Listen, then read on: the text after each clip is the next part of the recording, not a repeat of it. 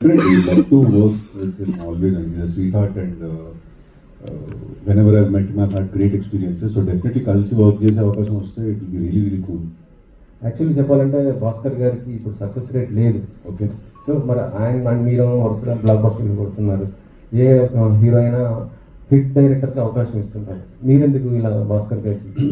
అంటే sir hit flop ఇక్కడ that's all చాలా అది మన చేతిలో లేని విషయం అండి. నేను ఎప్పుడైనా ఏం బిలీవ్ చేస్తానంటే ఫస్ట్ ఈ మైక్ పక్కన పెట్టాలని బిలీవ్ చేస్తాను.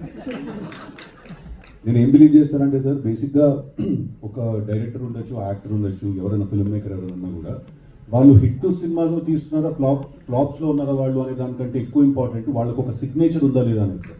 వాళ్ళకు ఒక యూనిక్ స్టైల్ ఉందా లేదా అని. సో మీరు డెఫినెట్గా మీరు బొమ్మరిల్లు భాస్కర్ గారికి ఒక చాలా స్ట్రాంగ్ సిగ్నేచర్ ఉంది. ఆయనకు ఒక చాలా యూనిక్ వాయిస్ ఉన్నది, ఎవరు డినై చేయలేదు. మీరు బొమ్మరిల్లు తీసుకున్నా, పరుగు తీసుకున్నా, ఒంగోలు గీత తీసుకున్నా కూడా, ఆరెంజ్ తీసుకున్నా కూడా అప్పుడు మా జీవితంలో మీరు ఇప్పుడు మళ్ళీ నేను కూడా ఉండాలి సినిమా లైట్ నేను కూడా ఉంటాను. సో మీరు తీసుకుంటే ఆయన ఎప్పుడు ఒక కొత్త కాన్సెప్ట్ చెప్తారు, ఆయన ఎప్పుడు ఒక ఫ్రెష్, అంటే మన అందరం రోజు లైఫ్లో ఫీల్ అయ్యి చెప్తారు. So hit or flop does not matter sir, if the artist has a signature or not matter sir.